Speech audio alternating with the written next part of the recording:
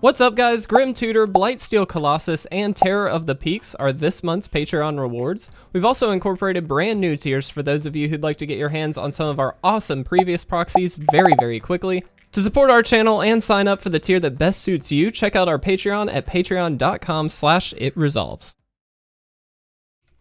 What's up guys, welcome to part 2 of this Mono White Lifegain deck. So far we have gotten 3 straight wins with this one and very much enjoying it. Liking the new changes from Core Set 2021, as well as just the overall feel, and the curve of this deck is quite good. Very consistent so far, which I'm really enjoying. So very excited to be jumping in. Hopefully we can get another few wins with this deck. At least I'd really like to, and we'll see how it goes. Hopefully you guys are enjoying these gameplay videos. Again, I did kind of apologize. I said we were going to stream this weekend, and then we did not get to. That was on me. We were planning a lot for the JDC stuff, and so that kind of took precedence. But this is an interesting hand, isn't it? Weirdly, I'm like slightly okay with it, which I shouldn't be, but I kind of am. I'm going to try it. This is not a great keep. I will go ahead and say I think generally you should probably pitch this, especially in this circumstance. But, ooh, look at that. All right. Let's get Healer's Hawk down just because it's the evasive threat. If they want to shock it, they could shock it. That's fine. But anyway, yeah, we did a lot of planning for the JDC and very excited about all that. So please stay on the lookout. We've got a lot of information coming in that regard. And I did mention it again last video, but if you wouldn't mind, please send us... I don't think we block, at least at this point. Let's get 2 cards down for the price of 1 at this point. Daxos is good, and it would probably be the better play, but this gives us a little bit more reach, so they can't... You know, if they only have 1 shock, they need to make a choice, essentially.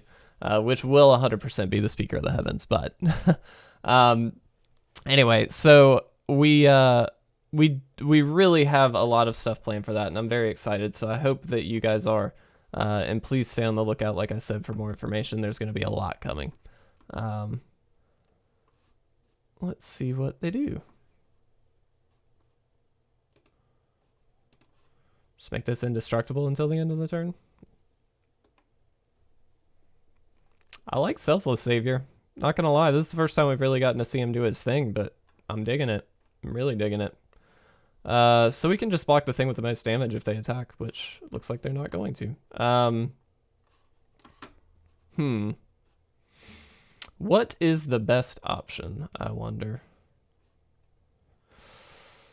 I kind of want to say it's Daxos, which is a little strange, but it is what it is. Let's get in for 1 here.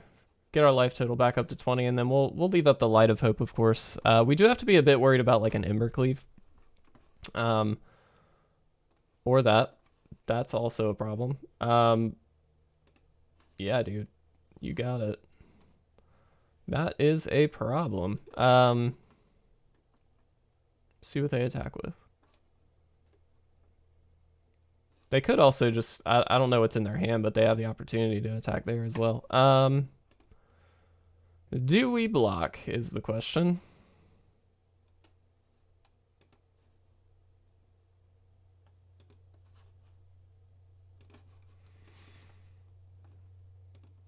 Put a 1/1 counter here. I know these trade off, and that's not amazing, but we do kind of need to mitigate some threats here at some point. So I kind of think that's the right play. I'm not 100% sure, though, to be honest. Woo, that's good. All right. Well, think we're gonna run into some issues here, no doubt. Pridemate is good, but we kind of just need to get stuff going here. So let's do this. We are gonna attack with the Healer's Hawk. We gain a couple of life back at the very least. Unfortunately, kind of missed a land there. That doesn't hurt too bad in this instance, but it's certainly not great either. Does this +2, right? So 7, 8, 9, 10, 11, 12, 13. Okay, so we are definitely like just dead. We need to do this, right?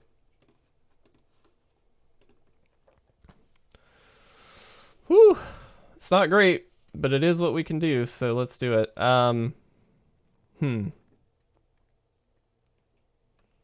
don't like this position, not gonna lie. Definitely kept a bad hand against mono red. We've gotten our lands for the most part, but we could certainly be a little bit better in that regard. So I think that's part of it. But they just had a Torbrand. Torbrand's a little good, especially against our deck. It just adds so much value to everything, which is pretty awesome. And we don't really have a great way to deal with Torbrand now that I'm thinking about it. Glass Casket does not hit it. Glass Casket would hit like the runaway Steamkin, which would be helpful and things like that. I don't know what they're considering. They're just kind of slow rolling this. Would have been great to have the Glass Casket against Anax, to be honest, because it does avoid these little tokens. Oh, look. There it is. So we can do this, get rid of the runaway Steamkin, or we can do this, which I think is probably better, but I don't really think helps that much. I think we're just in a losing position, right? Like, no matter what, we just die. I'm going to go ahead and concede. They just have so much on the board, and we don't really have much we can do. Heliod's good, but it's a bit slow in that instance, and so that's why I didn't play it out there. It would have been nice to have gotten some 1/1 counters on things, but everything we played, like, immediately died, so let's open a pack. Why not? Let's see what we get. Anything good? A temple. Oh, that's not bad. It's fine.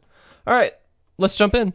Game 2, here we go. Unfortunately, first loss with this deck, but there are worse things to lose to than mono red. That makes sense. I think that's actually, I mean, generally speaking, that's not a terrible matchup for a deck like this, just because we mitigate so much of what they're doing, but unfortunately that time we just weren't able to. So it is what it is.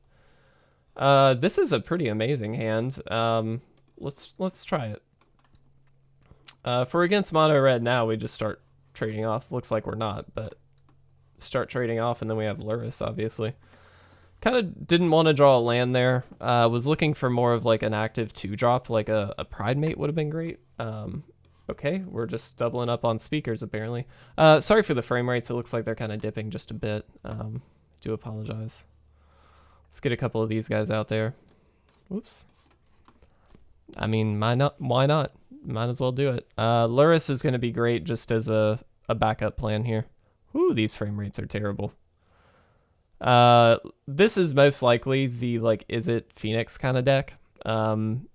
The Phoenix deck got very good. We played it, I think it might have even been last week. We played, it was Stormwing Entity with Arclight Phoenix is just stupid good. Sure, that's fine. It's not great, but that's fine. We're gonna push through, but this is definitely a rough, frame rate wise, a rough game.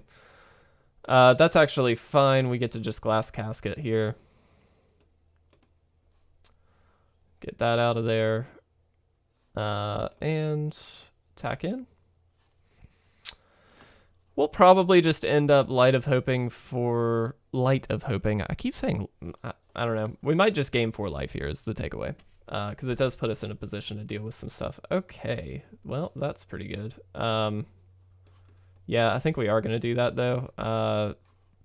So make sure that we're going to be able to gain our life this turn, which is great. Let's do this. Let's attack in. And by gain our life, I mean get to 7 total above, which means we can activate both of these. And even if they start killing this, now we've got 3 4/4 threats that are going to be much more difficult for them to deal with. 2 of which have flying. And we also just have a Lurrus that we're going to be able to hopefully bring some stuff back. What we'd love to get is another Glass Casket, because this is a very problematic card. It's essentially going to be able to deal with 1 thing per turn, which is a problem, but it is what it is. They can double this up with, you know, a shock or something like that to deal with one of our bigger things. So this is just a really, really good card. So we're just off to the races. We're hoping we can get there first. That's all it is. That's actually a good sign, though, because chances are they didn't have another, like, burn spell there, which was great, and apparently true. Oh, yes, please. We are just getting very fortunate draws here, I think. Yeah, dude, look at that. That was amazing. That was a pretty crucial play that last turn, though. Being able to Light of Hope at the end of their turn to gain 4 life, and then attacking in with the 2 speakers put us up to 28 life, which was just above what we needed to be able to activate both of the speakers and get a couple of threats out that they were going to have a difficult time dealing with. So that was a very fortunate play. We got very lucky on the draws on that one. That was tip-top. Tip-top. All right, last game. And then we'll kind of summarize the deck and see what we're thinking. Yeah, this is a pretty great hand. This is super solid.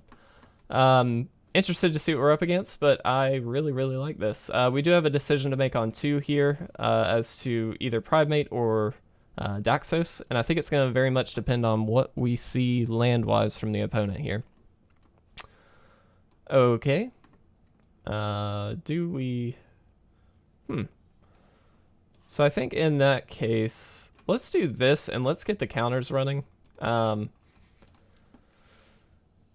Just because, so they probably will have a kill spell for the Pridemate, like 100%, but this is very much a must answer card and it very easily blocks a lot of this stuff. So let's go ahead and get that down. Let's burn a kill spell. Yep, there we go.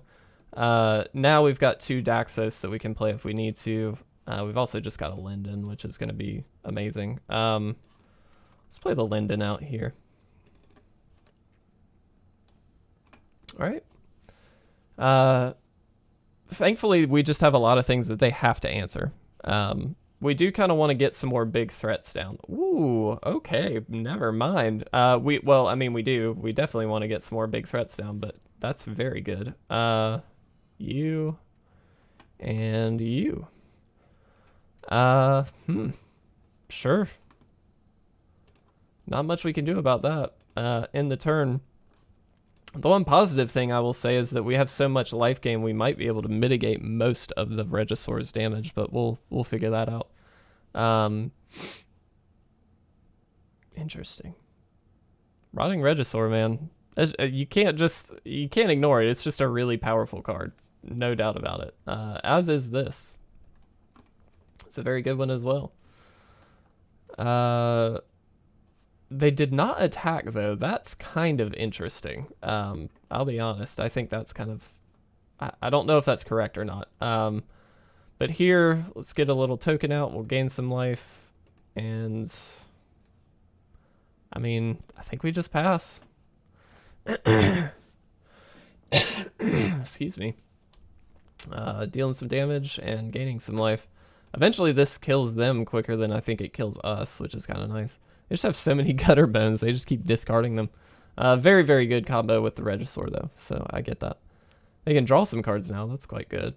Ooh. All right. I'm in. This is a cool deck.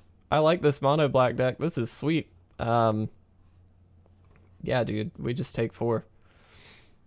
It's fine. Speaker of the Heavens. Not really all... I mean, it's helpful, but it's not really... great. Yeah, I mean, we play it out. We definitely play it out. And that's it. That's all we can do. This does give us a clean block with the Daxos, which is kind of nice. Just on anything that they attack with. Just because it's not going to kill anything, but they just bounce off of each other, which is great. Ooh. Yeah, dude. That is very good. And that changes the clock significantly. Wow. Okay. Sure. You got it. Very good. Very, very good. Now what? They can just kill some stuff as well. They can kill these gutter bones and, you know, target one of our things. Well, that's not super helpful, if I'm honest. I think we just lose. We can't deal with these guys, unfortunately. Yeah, good game. That was pretty quick, but that was just great. All right, so to summarize Mono White Lifegain, so first of all, this was never going to be a terrible deck. The reason I say that, it's already been proven as a good deck. We've played it the last couple of Standard. Every time a new set comes out, we kind of revisit this deck, is what I mean. And it's always been good. Mono White, in this current state, has a lot of tools. And fortunately, that does make it a very competitive deck, which is very, very fun. On the best of one ladder, I do think it's particularly potent because generally you have a decent matchup against a lot of different decks. And the reason I say that, obviously, in best of one ladder, aggro decks tend to reign king only because, you're trying to win fast. That's kind of the goal. You want to have a quick game and either win or lose very, very quickly and move on to the next one. Thankfully, Mono White Lifegain gives you that ability because it is very aggressive, but it also keeps you alive because of all the life gain. Now, in that circumstance, obviously, we see some of the weaknesses of the deck, which is doesn't deal well or have a lot of interaction with things with flying or things with above a converted mana cost of 3 when it comes to like Glass Casket, for instance. Now, you can swap that out for some Banishing Lights. You'd up your curve a little bit, so you do have to keep that in mind. But overall, I think this is a very just decent, solid deck. And I really, really like the new additions. Speaker of the Heavens, we saw it do some really major work in, I believe, the second game where we were able to get a couple angels out there.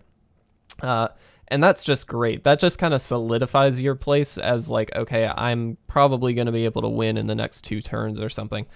And so I think that is a great include. The Selfless Savior, amazing. Just give something indestructible. So overall, I love this deck. Absolutely amazing. Hope you guys enjoyed it. Hope you guys will try this one out. Again, it's not crazy expensive, thankfully, and you've probably got a lot of the cards if you've been playing Standard anyway, because, again, this is kind of a popular deck. But I do think that this one is very, very good, and I definitely recommend it. So thank you guys so much. Do stay tuned, of course, for a JDC announcement. Don't know when that video is going to come up, and I will mention, like I did in the first video, going to be on vacation Thursday through Sunday, so no videos during that time. I do apologize, but I'm going to enjoy my vacation. Not going to worry about it, just going to enjoy the time. So thank you guys so much for watching. I really do appreciate all of the support recently, and I'll see you very soon in the next gameplay video.